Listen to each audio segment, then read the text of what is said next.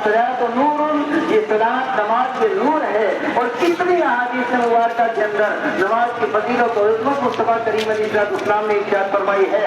और ये भी इरशाद फरमाया कि तुम अगर ख्वाब खरगोश के अंदर मस्त रहोगे, इस मिल्लत का क्या होगा, मुस्तफा की उम्मत का क्या होगा और हमारे मुसलमानों का क्या होगा। इसलिए खुदारा ख्वाब गफलत से बेदार हो जाओ। दुनिया कोई रहे तो कोई रहे, हमारा नौजवान हो के बूढ़ा हो। ये आपको कहना है और ये नहीं कहना है, ये बोलना है और ये नहीं बोलना है। अर्ज़ फ़लस्तीन के साथ हमारा रिश्ता क्या है, आपकी बैतुल मुक़द्दस के साथ हमारा रिश्ता क्या है। हम जिस तरीके से खाना काबा को नहीं भूल सकते हैं, रोज़ा रसूल को नहीं भूल सकते हैं, शहर मक्का को नहीं भूल सकते हैं, शहर मदीना को नहीं भूल सकते हैं, अल्लाह की इज्जत की कसम बैतुल मुक़द्दस को भी मुसलमान कभी नहीं भूल सकता है।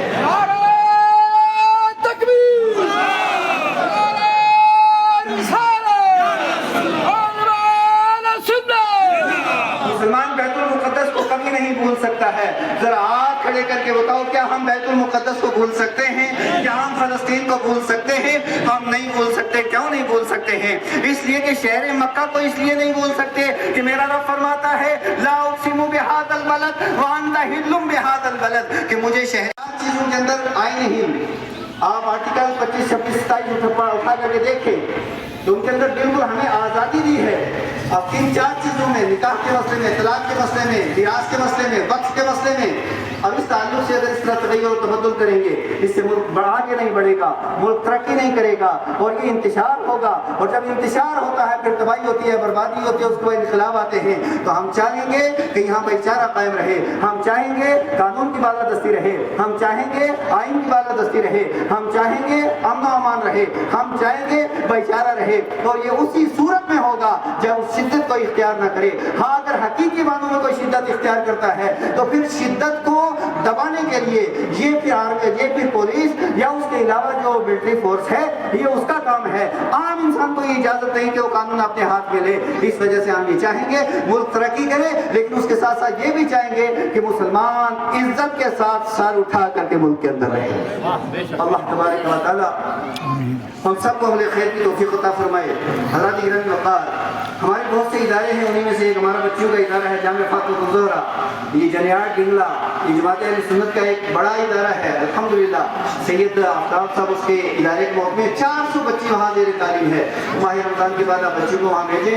गलतफ़हमियाँ भी लोग फैलाते रहते हैं, लेकिन अल्हम्दुलिल्लाह वो बहुत अच्छा इदारा चल रहा है, तालीम भी अच्छी है, निज़ाम भी अच्छा है, नज़्म नस्ल भी अच्छा है। और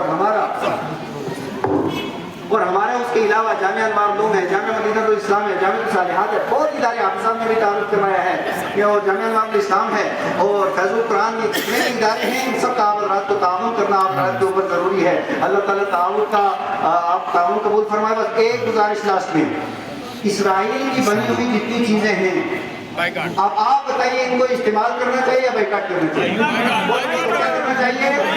जितनी चीजें हैं मेड इन इसराइल सब का आप बाइकाट करें, किसी को और ना खरीदें, ना बेचें, ना मार्केट में हम नहीं देखना चाहते हैं। जो हम अपने मुल्क की हो इसी को तरक्की दें, हिंदुस्तान को आप मजबूत करें, इसराइल को आप छोड़ें। वाहिर दावाना अल्हम्दुलिल्लाह। करबला को सलाम अकीदत कि उसके बावजूद भी जबर नहीं किया, सब्र के ऊपर कायम रहे हैं। हज़रत गिरामी वक़ार, मैं याद कर रहा हूँ कि रोज़ा सब्र और रोज़ा ये सब्र भी है। और सब्र का मतलब क्या है? ख्वाहिशात नफ्सानी से बचाना।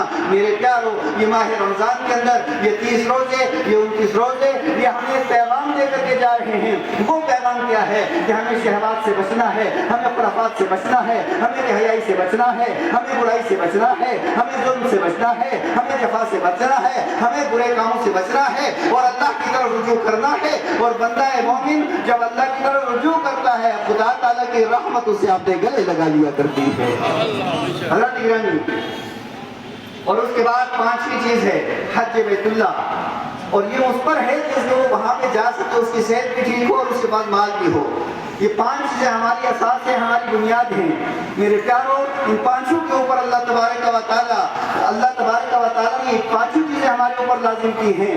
2 लाख वाली जो है वो मालदारों के लिए हैं, लेकिन जो 3 हैं वो सबके लिए हैं। इस वजह से ये 3 पर भी अमल करना है, और जो 5 वाले हैं वो 5 पर भी अमल करें, और 5 पर अमल करके फिर बंदा मोमिन मुसलमान बन जाता है। अब मुसलमानों की फिर ये 5 चीजों पे अमल करने के बाद हमने एक वर्दी पहन ली है। जब वर्दी पहन ली है तो अब हमने वर्दी पहन کی. اور کسی بھی اسکول کا جو طالب علم ہوتا ہے, اسٹوڈنٹ ہوتا ہے, جب اس کی وہ وردی پہن لیتا ہے, اس کے اوپر وہاں کے قانون اپنانا لازم ہو جاتا ہے. وہ قانون شکنی نہیں کر سکتا ہے, وہ اس سے باہر نہیں جا سکتا ہے, اجازت کے بغیر گیٹ سے باہر نہیں جا سکتا ہے, اور وہ کوئی اور برا کام نہیں کر سکتا ہے کیونکہ اس نے وردی پہن لی ہے.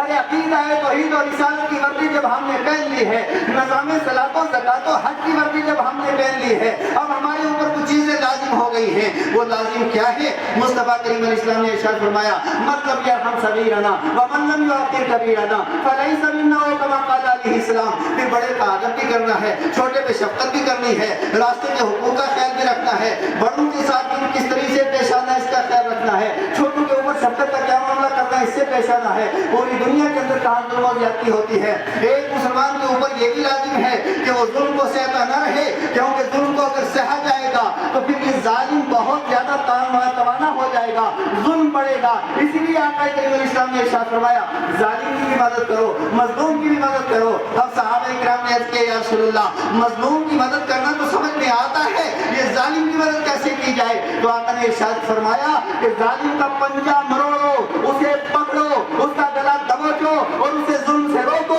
جب اس کا ظلم سے وہ رکے گا تو یہ اس کی مدد کرنا ہوئی, ورنہ اگر وہ ظلم زیادہ کرے گا تو آخرکار اللہ تعالیٰ اسے اس دنیا کے اندر بھی ذلیل کرے گا, آخرت کے اندر بھی ذلیل کرے گا.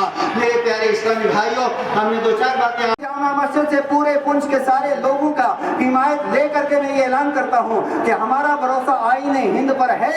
آئین ہند کے خلاف اگر کوئی مسلمان کرے اسے بھی سزا ملنی چاہیے, غیر مسلم کرے اسے بھی سزا ملنی چاہیے. آئین سے باہر تر کوئی نہیں ہے, آئین کے مطابق. لیکن یاد رکھیے, کوئی پارٹی آئین نہیں ہے, کسی پارٹی کا نام آئین آدمی رکھتے وہ نہیں ہے, اور کسی شخصیت کا نام آئین رکھتے وہ نہیں. جو آئین لکھا ہے اس کے مطابق سارا کچھ کیا جائے. اور اسی کے ساتھ ساتھ میں یہ بھی عرض کروں گا, وقف کیا ہے؟ وقف یہ عربی زبان کا لفظ ہے, اور وقف کا مطلب ہے ٹھہرنا. اس کا مطلب کیا ہوا؟ ایک ہوتا ہے واقف, اور ایک کہتا ہے موقوف, اور ایک ہے وقف. وقف کا مطلب ہوتا ہے وہ پراپرٹی جس کو واقف, یعنی کوئی آدمی دینے والا اس پراپرٹی کو اللہ کے لیے دے دے. یعنی کیا مطلب ہوا؟ بہت سے ہندوستان کے اندر اس طرح کے لوگ ہیں کہ وہ کروڑوں روپے کی پراپرٹی ان کے پاس ہے, لاکھوں روپے کی پراپرٹی ہے. الحمدللہ اس وقت مسلمان ایسے ہیں, پہلے بھی تھے. اب وہ کیا کرتے ہیں کہ ان کو اولاد نہیں ہوتی تو وہ چاہتے ہیں کہ میری یہ ساری کی ساری پراپرٹی فلاں مسجد کے نام, میری یہ ساری پراپرٹی فلاں قبرستان کے نام, میری یہ پراپرٹی فلاں خانقاہ کے نام, میری یہ پراپرٹی فلاں مدرسے کا نام. اس کو وقف کہا جاتا ہے. اور وقف کا مطلب ٹھہرنا, اور ٹھہرنے کا مطلب کیا ہوا؟ یعنی جو چیز موقوف ہوتی ہے, جو چیز وقف کر دی جاتی ہے, تو اب جس چیز کو وقف کر دیا جائے تو اب اس کے اندر نہ وراثت جاری ہو سکتی ہے, نہ رہن جاری ہو سکتا ہے, نہ اسے عادیتاً کسی کو دیا جا سکتا ہے, نہ اس کے اندر تغیر و تبدل ہو سکتا ہے. جیسے مسجد کے لیے ایک جگہ اگر وقف کر دی, وہاں اگر کوئی چاہے قبرستان بنا لے, نہیں بنایا جا سکتا. قبرستان کے لیے ایک جگہ وقف ہو گئی, وہاں کوئی چاہے میں مدرسہ بنا لوں, نہیں بنا سکتے. اور مدرسے کی جگہ اگر کوئی قبرستان بنانا چاہے, نہیں بنا سکتا. کیوں کہ واقف نے جس چیز کے لیے اسے وقف کیا ہے وہ اسی کے ساتھ رہے گی. تو میں پوچھنا چاہتا ہوں, ہمارے آبا و اجداد نے اتنی پراپرٹی وقف کی ہے, اب اس کے بعد جناب والا یہ سارے بل لے آئے کہ اب اس وقت کو جو ہے اس کے اندر تغیر و تبدل ہوگا, یہ ہوگا, وہ ہوگا. جب یہ پراپرٹی ہماری ہے, ہمارے آبا و اجداد نے وقف کی ہے, مسجدیں ہماری ہیں, مدرسے ہمارے ہیں, قبرستان ہمارے ہیں, عیدگاہیں ہماری ہیں, تو بتاؤ پھر اس کے اوپر قانون بھی ہمارا ہونا. مقدس سے پیار کیوں ہے؟ اس لیے کہ آقا کو معراج بیت المقدس سے ہوا ہے. سبحان الذی اسری من اللیل, سبحان الذی اسری بعبدہ لیلا من المسجد الحرام الی المسجد الاقصی الذی بارکنا حولہ لنریہ من آیاتنا.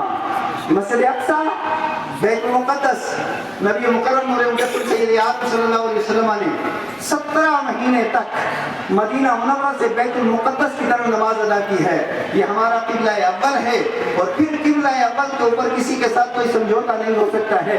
حضرت گرامی وقار, آج میں آپ سے پوچھنا چاہتا ہوں, آج بین الاقوامی سطح کے بڑے بڑے قانون بنے ہوئے ہیں. یہ قانون کیا ہے؟ یہ وائلڈ لائف ہے. کیا مطلب ہوا کہ کسی ریچھ کو آپ مار نہیں سکتے, کسی گینڈے کو آپ مار نہیں سکتے, ہاتھی کو آپ مار نہیں سکتے ہیں. اور پھر اس کے بعد کتنی اس طرح کی بڑی بڑی عالمی تنظیمیں بنی ہیں کہ ایک ریچھ کو مار دو گے.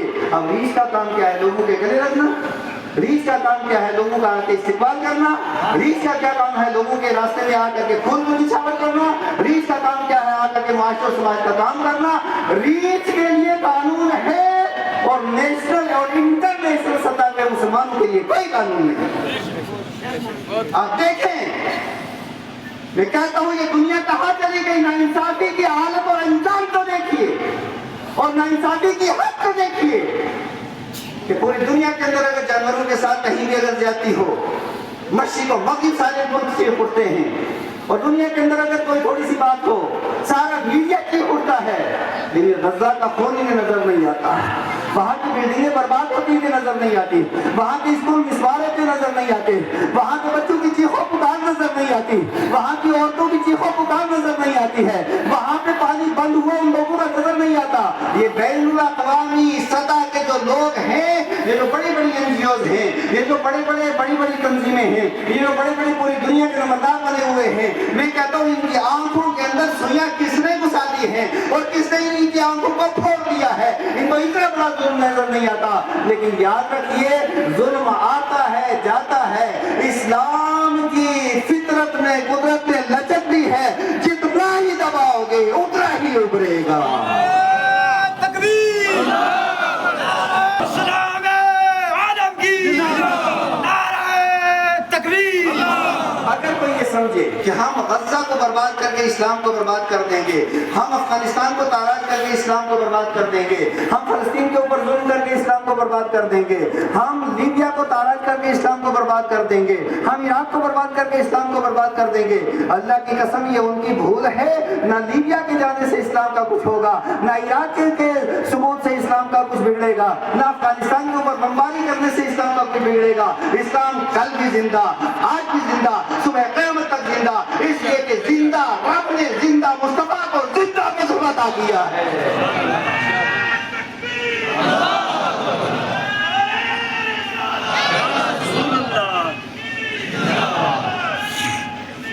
اور اگلی بات، دو تین باتیں میں اور بھی آپ سے عرض کروں گا. ہم چاہتے ہیں، ہماری چاہت یہ ہے، ہماری منشا یہ ہے، ہماری مرضی یہ ہے کہ ہمارا ملک ہندوستان پھولے پھلے، آگے بڑھے، ترقی کرے، وشو بنے، بین الاقوامی سطح پہ دنیا کی قیادت کرے. یہ ہماری دلی خواہش ہے، اس لیے کہ یہ خواجہ غریب نواز کا ہندوستان ہے، یہ مختار کاکی کا ہندوستان ہے، یہ نظام الدین اولیاء کا ہندوستان ہے، یہ صابر کلیری کا ہندوستان ہے، یہ امام محمد اللہ خان بریلوی کا ہندوستان ہے. ہم تو چاہیں گے کہ ملک آگے بڑھے، ترقی کرے. لیکن یاد رکھیے، ایک گھر کے اندر اگر 5 آدمی ہوں، ایک باپ ہو، ماں ہو، ایک بیٹی ہو، 2 بیٹے ہوں، 5 آدمی ہوں، اور 5 آپس میں لڑتے رہیں، کیا وہ گھر کی ترقی ہو سکتی ہے؟ اگر 10 آدمی ہو، 10 کے 10 لڑتے رہیں، آپس میں ترقی ہو سکتی ہے؟ تو میں کہتا ہوں ترقی کس گھر کی ہوگی؟ ترقی اس گھر کی ہوگی کہ ماں باپ کے درمیان بھی اتفاق ہو، اور بہن بھائی کے درمیان بھی اتفاق ہو، بھائی بھائی کے درمیان بھی اتفاق ہو. جب یہ 5 متحد ہوں گے وہ گھر ترقی کرے گا، اور 5 منتشر ہوں گے وہ گھر برباد ہوگا، تباہ ہوگا. تو ہم یہی تو انہیں سمجھانا چاہتے ہیں، خدا کا واسطہ یہ آپ مسلمانوں کو چونٹی مت سمجھو. یہ مسلمان چونٹی بھی نہیں ہے، یہ مسلمان کوئی معمولی سی چیز بھی نہیں ہے، اور یہ مسلمان اتنی کم تعداد بھی نہیں ہے. یہ 25 سے 30 کروڑ مسلمان ہندوستان کی دھرتی پہ ہے. نہ تم انہیں سب کو مار سکتے ہو، نہ ختم کر سکتے ہو، نہ تباہ کر سکتے ہو، نہ برباد کر سکتے ہو، نہ سمندر میں ڈال سکتے ہو، نہ انہیں جلا سکتے ہو، نہ کچھ کر سکتے ہو. اور یہ ایک ایسی تلخ حقیقت ہے جسے آپ کو اپنے گلے سے اتارنا ہی پڑے گا. تو جب انہیں تباہ و برباد نہیں کر سکتے تو پھر یہ نفرت کا بازار گرم کر کے، اور یہ پھر نفرتوں کی سیل کر کے، یہ نفرتوں کی تجارت کر کے ہر جگہ کو خاک و خون کے اندر کیوں تڑپانا چاہتے ہیں؟ آج ان کو بہت زیادہ تکلیف ہو جاتی ہے کہ سنبھل کے اندر انہوں نے ایک قانون لگا دیا کہ لوگ گھروں کی چھتوں کے اوپر گھر اپنا، مکان اپنا، چھت اپنی، اور چھت کے اوپر بھی نماز نہیں پڑھ سکتے. اس سے بڑا کوئی ظلم ہو سکتا ہے؟ اس سے بڑی کوئی زیادتی ہو سکتی ہے؟ اور وہ بھی آزاد ہندوستان میں، وہ بھی جمہوریت کے اندر، دنیا کی سب سے بڑی جمہوریت جسے کہا جاتا ہے اس کے اندر ایسے قاعدے قانون چلیں گے تو پھر بتائیے کہ ہندوستان کی ترقی کیسے ہوگی، ہندوستان کی عظمت رفتہ کیسے بحال ہوگی، ہمارا ملک آگے کیسے بڑھے گا۔ میرے پیارے اسلامی بھائیوں، اور پھر بہت سے لوگوں کو تکلیف ہو جاتی ہے کہ روڈ کے اوپر نماز نہیں ہوگی، سڑک کے اوپر نماز نہیں ہوگی، ہماری نماز کو 4-5 منٹ لگتے ہیں، زیادہ سے زیادہ 10-15 منٹ لگتے ہیں، 20 منٹ سے زیادہ کسی نماز کو نہیں لگتے ہیں، 20 منٹ کے اندر ساری نماز ادا کر دی جاتی ہے۔ اس کے باوجود بڑی تکلیف ہو رہی ہے کہ سڑکوں کے اوپر نماز نہیں ہونی چاہیے۔ تو میں نہایت ادب کے ساتھ یہ کہنا چاہتا ہوں، اس کے اوپر بھی تو ذرا غور کریں۔ گنیش پوجا سڑکوں کے اوپر ہوتی ہے، سب کچھ برداشت ہو جاتا ہے، اور 20 منٹ کی نماز تمہیں برداشت نہیں۔ اس کا مطلب یہ ہے کہ مسلمانوں کو تم دوسرے نمبر کا شہری قرار دے کے انہیں دبانا چاہتے ہو، یہ تمہاری غلط فہمی ہے۔ مسلمان کو دنیا کی کوئی طاقت دبا نہیں سکتی ہے۔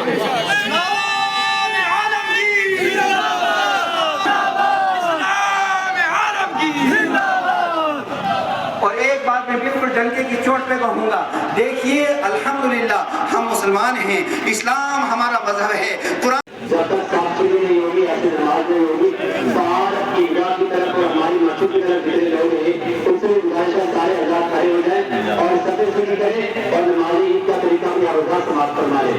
تمام حضرات کھڑے ہو کر کے سفر بالکل شروع کریں، اس طرف بائیں طرف کافی جگہ آ گیا، بڑا مہربانی آپ آگے آ جائیں اور سفر کو سیدھا کر لیں اور نماز کا طریقہ حضرات سماعت فرما لیں۔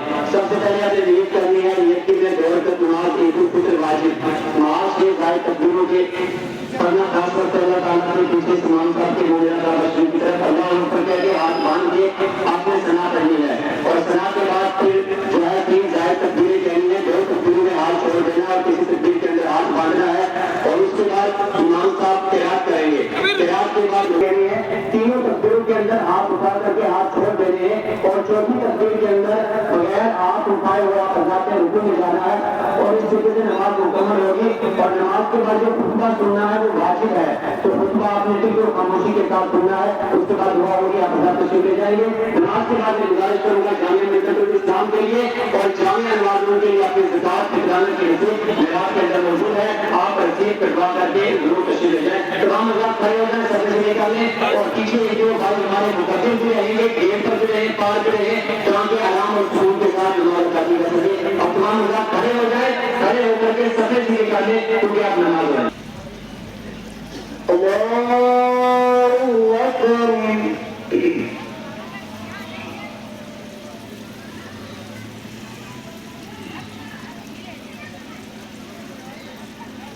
اللہ اکبر، اللہ اکبر، اللہ اکبر۔ الحمدللہ رب العالمین الرحمن الرحیم مالک یوم الدین ایاک نعبد و ایاک نستعین اهدنا الصراط المستقیم صراط الذین انعمت علیہم غیر المغضوب علیہم ولا الضالین۔ للہ ما فی السماوات وما فی الارض وَإِن تُبْدُوا مَا فِي أَنفُسِكُمْ أَوْ تُخْفُوهُ يُحَاسِبْكُم بِهِ اللَّهُ فَيَغْفِرُ لِمَن يَشَاءُ وَيُعَذِّبُ مَن يَشَاءُ وَاللَّهُ عَلَى كُلِّ شَيْءٍ قَدِيرٌ۔ آمَنَ الرَّسُولُ بِمَا أُنزِلَ إِلَيْهِ مِن رَّبِّهِ وَالْمُؤْمِنُونَ كلنا آمن بالله وملائكته وكتبه ورسله لا نفرق بين أحد من رسله وقالوا سمعنا وأطعنا غفرانك ربنا وإليك المصير لا يكلف الله نفسا إلا وسعها لها ما كسبت وعليها ما اكتسبت ربنا لا تؤاخذنا إن نسينا أو أخطأنا ربنا ولا تحمل علينا إصرا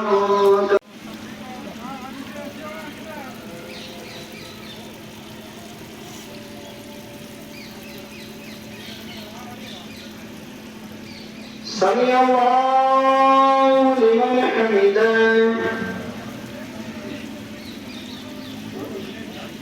الله أكبر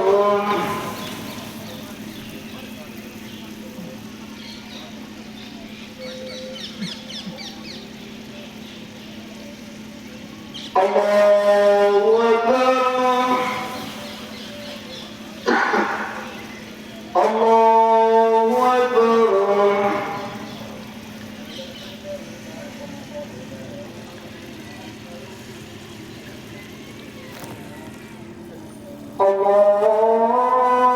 الله أكبر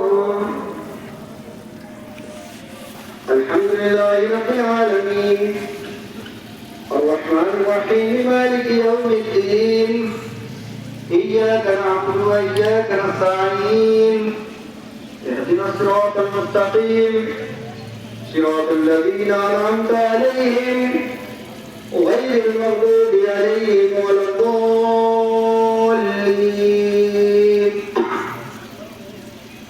والتين والزيتون وطور سينين وهذا البلد الأمين لقد خلقنا الإنسان في أحسن تقويم ثم رددناه أسفل سافلين إلا الذين آمنوا وعملوا الصالحات فلهم أجر غير ممنون فما يكذبك بعد بالدين أليس الله بأحكم الحاكمين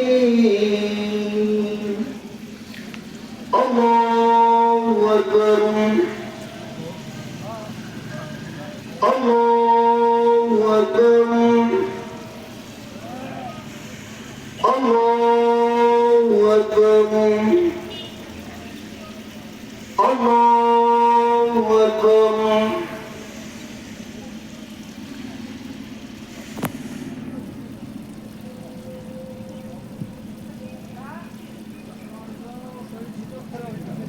سمع الله لمن حمده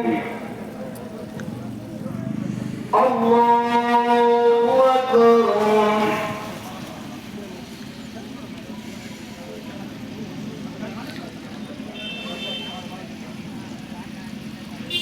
الله أكبر الله أكبر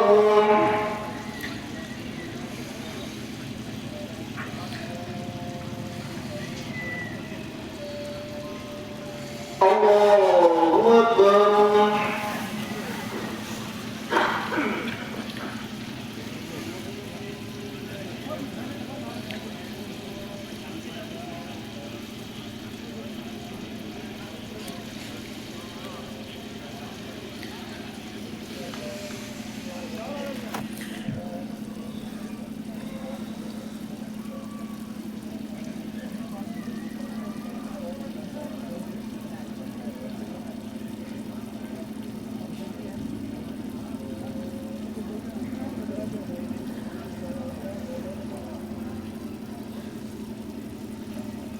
السلام عليكم ورحمة الله السلام عليكم ورحمة الله